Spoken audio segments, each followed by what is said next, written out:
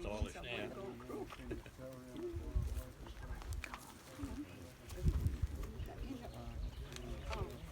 No, I'll stand up for this. Too bad about the dirty shirt. Oh, no, leave it.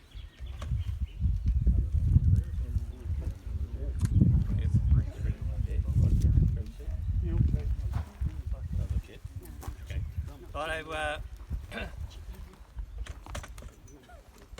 family and friends of Albert Leslie Casey,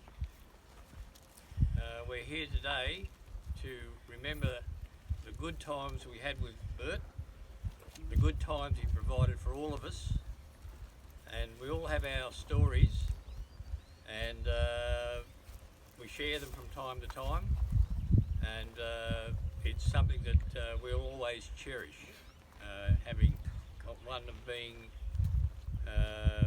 privileged to have known Bert and to have served with him. It's not going to be a long service today.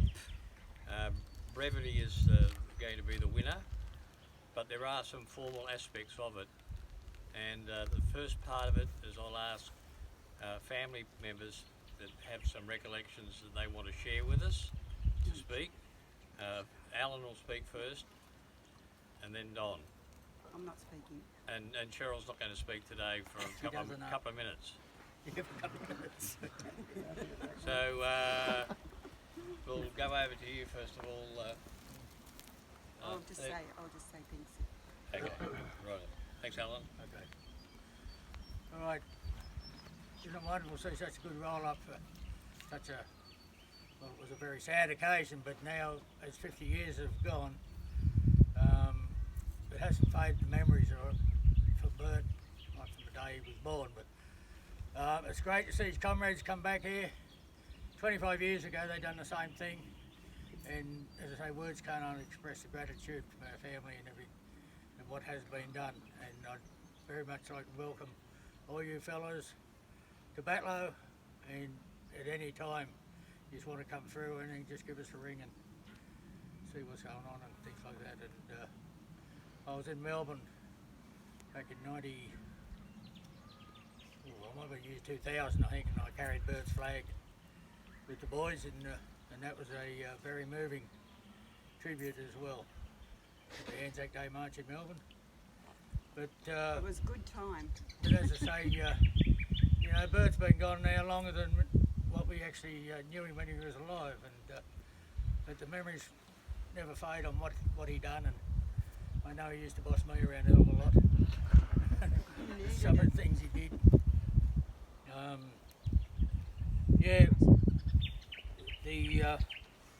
Even at school, but he was a guy that, even Mick Casey will probably agree here, that he never sort of settled a lot. After school, he was sort of, well, pretty average at school sort of thing, done what he wanted to do. And then, as I say, he went and joined the PMG, which is Telstra, as a technician, and out of Sydney and then Yass.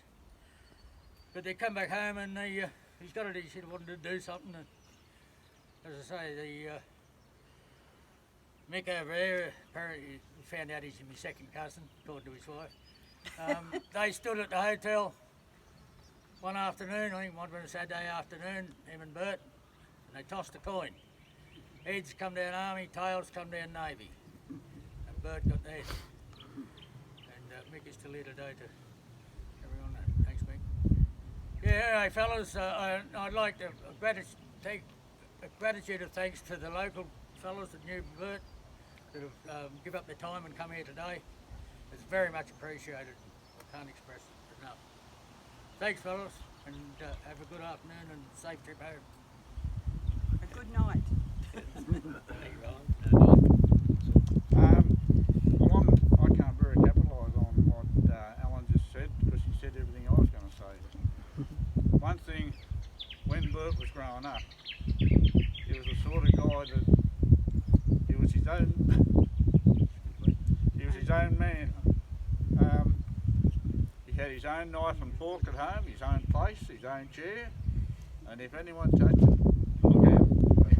You're in trouble. So you were were scared of him. Oh, I wasn't actually scared of it because I knew what he could do. I stayed out of his road a lot of the time. But every car he had was the best car in Australia. And he's a bit like a gentle Australian. Will help a hand, give a hand whenever it's needed. You know? Like I said, he was his own man, his own fella, and he sort of shocked me a bit when we both missed out on the Nashos, and I said, "What are you going to do?" He said, "I'm going to bloody join up." He said, "I'm not going to stand around there. There's blokes over there having fun. I want to go over there too."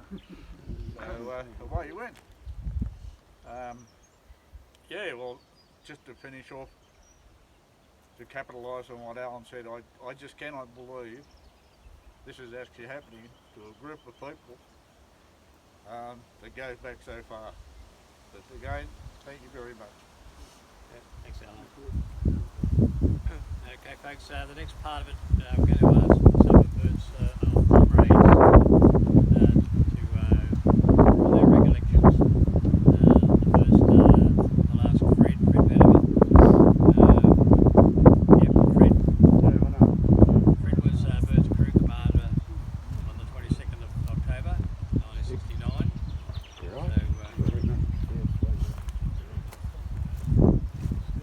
Thanks, Fred. I know the feeling, Dom. I was Bert's crew commander on the day that it happened. Bert had been driving me for a while. Not only driving me, but driving me crazy too. As Don and Helen said, he was his own man. He had a mind of his own, and anybody else he'd argue with, but he wasn't.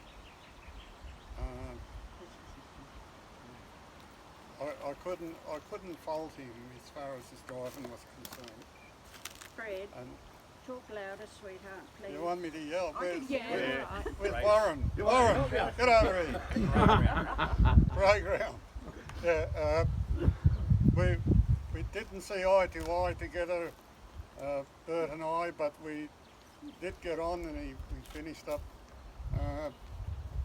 doing what we had to do up until that day. I am probably the last person that saw Bert alive. And everything changed for me that day too. So he's with me virtually every day of the week. When there's a memorial service, he is in the back of my mind, and I carry him with me. So I just like to think that I knew Bert, and it shouldn't have been him laying there. It should have been me. No, But anyhow, yeah. that's what I feel. Thank you. Yeah, thank you, Fred. We have Bert with us every day as well. Thanks, Fred. Okay. Thanks, Fred. Thanks. Sorry. I'll also ask another old comrade of Bert's, Lindsay Francis, to say a few words. Lindsay was also in 1-3 section and knew Bert very well. First of all, I'd like to thank the Casey family for allowing us the privilege to come here today to celebrate Bert's life again. Unfortunately, another 50 years we won't be here, I'm sorry. But Bugger. definitely it's much appreciated that you can allow this involvement. Bert was also drove for me for a little while too, so we knew what he was like, and A we bit had of a this, larrikin, wasn't a it? little bit of a larrikin, but we had this bald eagle name come from somewhere. And I'm not sure where, because he got his hair cut virtually all off. I think it probably came from there. Can't remember who gave it to him because a few years ago. But yeah, I mean, you talked about fate, and I think fate does play a part in our lives. The fact that coin went that way. There'd been another day over there, something else could have happened, and would have been no one would have heard. But reality is that happened what happened, and we have to deal with that. But so I'd just like to thank you for allowing us to be here today, and yeah, and all our hopefully pleasure. we'll see him again sometime. Thank Okay, you. thank you. Thanks, Andrew. Thank you, Lindsay. That is it for the speakers. I was aware we're going to make say some words. Ian, did you want to? I'll just say a little bit. Yeah, Ian was also 1-3 section. Was there. Where Sorry, I go? guys. Yeah, you're right. You're right there. Just there? Yeah. Yeah, well, I first had a lot to do with Bert. When we were doing our training for our, as B Squadron 3 Cap to go over there, A Squadron was being sent back and it was sort of a swapsy. And we spent most of our spare time in my EH Holden tearing into the city with a heap of us, and Bert in there too, of course. And we go on the Rantan in Sydney and we had a lot of fun. And then we went over to Vietnam together in the 707 and we're in the same troop. Another mate that was very close to me too, he went to 2 troop and I never saw him again. But Bert and I used to see one another a lot. I was in 1-2 section, he was in 1-3 section. And the story is that, so I found out, I was very confused about it because some of it I can't remember. Lindsay had to take his vehicle up to, was it Cyclone? No, Bungas, to Vung Tau to get armoured up underneath because we're having a lot of trouble with mines blowing us up and killing us. So he went off there and I was seconded from 1-2 section. And I went in there as 1-3 Bravo, even though I wasn't actually, and took Lindsay's place while they were doing that. And we were out in an area called the Light Greens and we were pushing through there. And we stopped to have a bit of a rest. And I can remember sitting underneath, leaning against a tree next to Bert, and we were yapping away there, you know. And I don't know, I think we might have even had a goffer, which is a soft drink. And then the section commander said righto, mount up, we'll keep going. And the thing that has always rocked me is he said 1-3 Bravo, you lead. And that's, he said 1-3 Alpha had been leading for a long time. You take it in turns. So we all jumped in and then I was trying to push around, but it was very thick, scrubby stuff. And I was having trouble getting through. And he said, cancel the order. You know, he said, cancel out 1-3 Alpha, you lead. But he, Rest is history. yeah. Amen. So, but for, as you said, a quirk of fate, it would have been me. Anyway, that's all I want to say. But I had some great times with Bert, especially in Sydney. Yeah. Okay. Thank you. Thank you. Thanks, Ian. There are probably others that have got stories, but if you wish to say something, please let me know. Otherwise, we'll just move on with the ceremony. It's going to be fairly brief in this heat. Yeah, it is. Um, I think the next formal part of it will be a moment of silence, probably 2 minutes, if I can count up to 180. No, that's 3 minutes. No, if we just have a pause for a moment and then I'll recite the ode, and if you wish to recite that with me, please join me.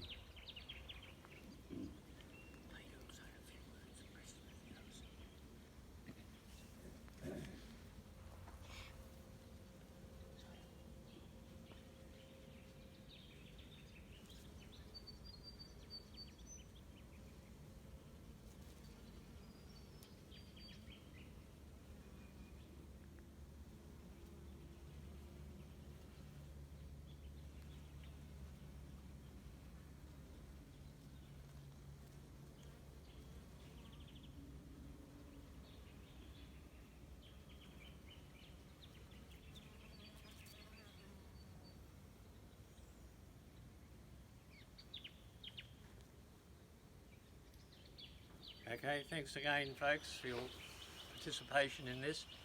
Before we do the ode, we've got another speaker. I'm sorry, and Peter, I'll allow you to take control. Most people wouldn't know me. My name's Peter Vanderpoel. I'm president of the Batlow RSL sub-branch. Just from the sub-branch point of view, I'd like to thank you all for being here to show your respect for an old mate. And it can be proven that we are mates. Don't know whether you blokes were an arm, a corner, I was a grunt. But Someone had to do it. Never mind. somebody had to calm us around, you reckon. I knew Bertie for quite a few years, and I've got to agree with what's been said about Bert. He was a larrikin. And to prove that he was well remembered is here by you people who served with him. Now, you've probably got better memories of him than I have, and I'd like to thank you on my behalf and behalf of the remaining members of his family. Thank you, ladies and gentlemen. Thank you, Peter. Thanks, Right, everybody. just again a brief moment while I recite the ode, and if you wish to join me, as I said, please join me. They shall not grow old as we that live grow old. They shall not weary them, or the years condemn. At the going down of the sun and in the morning, we will remember them. Lest we forget. Thanks, folks. That's the formal part of it, except we might have just an intermission. Right, go. I was. No, I'll leave it. I think we've covered everything that we want to do. You can Right, speak yeah. tonight when you had a couple. Okay. No, actually, I just wanted to. I'll try. The tumult and the shouting dies, the captains and the kings depart, till stands a noble sacrifice, a noble and a contrite heart. Lord God of hosts, be with us yet, lest we forget, lest we forget. That's it. Thanks. Well done, Church. Just one thing I'd like to express. There's always someone behind the scenes that do a lot of work to organise some of these things, and with the comrades that have turned up, and Brian Griffin here on my right, he's got in touch with me, probably 6 or 9 months ago, and everything got organised from there, and I'd like to round of applause for Brian. Well, for me, it's been a privilege, and to have those fond memories I have of Bert, and there's at I think it's about $3.65 he still owed me. But with interest, it'd be worth something today. But lots of great stories, lots of great memories. Let's cherish them, and let's let them carry us through. Thanks again. Good night, Brian. You do better.